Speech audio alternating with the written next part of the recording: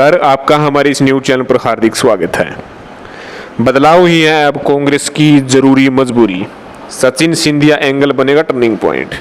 आपको डिटेल से जानकारी देंगे, बहुत ही अहम विषय है। जरा इस वीडियो को शुरू से अंत तक देखिएगा, सुनिएगा। अगर आपने हमारे इस न्यूज़ चैनल जनहित न्यूज़ को सब्सक्राइब नहीं किया तो अभी कर लें, क्योंकि सबसे पहले व सबसे सटीक सूचना आपको इसी चैनल पर दी जाती है। आपको बता दें कि जिस प्रकार से 24 अगस्त को सारा दिन हाई वोल्टेज पॉलिटिकल ड्रामा हुआ था, कांग्रेस पार्टी टूटते हुए भी नजर आ रही थी और उसके बाद जुड़ते हुए भी नजर आई।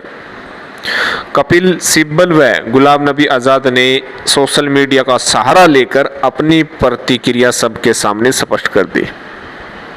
और इसके साथ साथ अब आपको पता है कि सोनिया गांधी ने 6 महीने के लिए अपने आप को अंतरिम अध्यक्ष घोषित कर लिया है।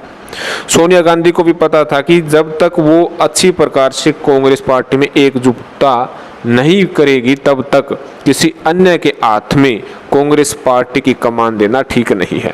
तो 6 महीने में सभी को एकजुट करके फिर नए राष्ट्रीय अध्यक्ष की घोषणा की जाएगी। लेकिन इस घोषणा में कांग्रेस पार्टी की बहुत बड़ी मजबूरी ये है कि खुद राहुल गांधी ने, खुद प्रियंका गांधी ने अपने विचार साझा किए थे कि अब गांधी परिवार से अलग किसी नेता को कांग्रेस पार्टी का राष्ट्रीय अध्यक्ष बनाया जाना चाहिए। उसके बाद में कांग्रेस पार्टी में तरह तरह के विचार व्यक्त करने लगे। कुछ धड़ा ऐसा है जो गांधी परिवार में आज भी आस्था जताता है और ये कह रहे हैं कि गांधी परिवार में से ही जो है अध्यक्ष बने, ये उनके विचार हैं। और कुछ एक धड़ा है कि ये कह रहे हैं कि गांधी परिवार से अलग होकर किसी को राष्ट्रीय अध्यक्ष बनाया जाना चाहिए, क्योंकि विपक्ष बार बार गांधी परिवार व वंशवाद का नाम लेकर कांग्रेस पार्टी पर विभिन्न प्रकार के आरोप प्रत्यारोप जड़ते रहते हैं।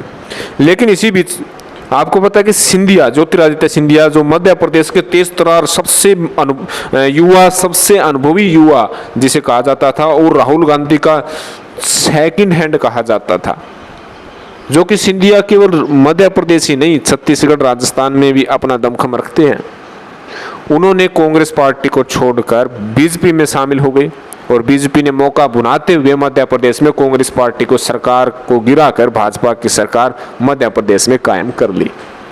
और जब नया अध्यक्ष बनेगा, इस पर चर्चा की जाएगी, तो सिंधिया से संबंधित भी बातें होंगी, क्योंकि सिंधिया बार बार अपनी बातों को लेकर राहुल गांधी के पास जाते थे, लेकिन उन बातों को दरकिनार करते हुए सबसे ज्यादा तवज्जो कमलनाथ को दी जाती थी। और इसके साथ साथ आपको बता दें कि सचिन पायलट कुछ दिन पूर्व ही सचिन पायलट ने कांग्रेस पार्टी से बागी होकर मानेसर में ठहरे हुए थे और सीधे तौर पर हल्ला बोल दिया था और अपने ही नेता अशोक गहलोत के प्रति उन्होंने उनके अनैतिक व्यवहार के बारे में हाईकमान को बताया और सीधे तौर पर ये लड़ाई अशोक गहलोत वर्सेस सचिन पायलट की देखी गई। यानी एक नेता दूसरे नेता से परेशान है, इसलिए कांग्रेस पार्टी से वे बागी हो रहे हैं और दूसरी पार्टियों में शामिल हो रहे हैं।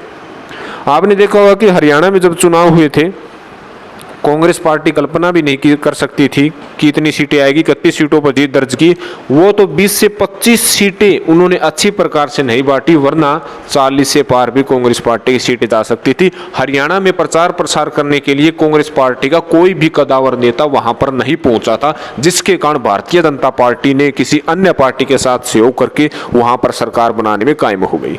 कहीं कांग्रेस पार्टी के नेता आपस में छिटक रहे हैं, आपस में कट्टर हो रहे हैं। ये लड़ाई युवा वर्सेस पुराने नेताओं की है। कांग्रेस पार्टी पुराने नेताओं को एडजस्टमेंट नहीं कर पा रही है, युवा नेताओं की बातों को ज्यादा तवज्जो नहीं दे पा रही है। ये वही लड़ाई है। इस लड़ाई को कैसे दूर करेंगे और किस प्रकार एक नया सुदृढ़ राष्ट्रीय अध्यक्ष बनाएंगे, ये देखने वाली बात होगी। और राष्ट्रीय अध्यक्ष से संबंधित भी चर्चा चल रही है कि कोई युवा होना चाहिए, कोई कह रहा पुराना होना चाहिए, कोई कह रहा है गांधी परिवार से होना चाहिए। आपके अनुसार कांग्रेस पार्टी का राष्ट्रीय अध्यक्ष कैसा होना चाहिए? आप अपनी प्रतिक्रिया कमेंट बॉक्स में जरूर दीजिएगा। अब कांग्रेस में अब बदलाव बहुत जरूर होने वाला है और इन बदलाव करनी कांग्रेस पार्टी की मजबूरी भी है। तो धन्यवाद, जय हिंद।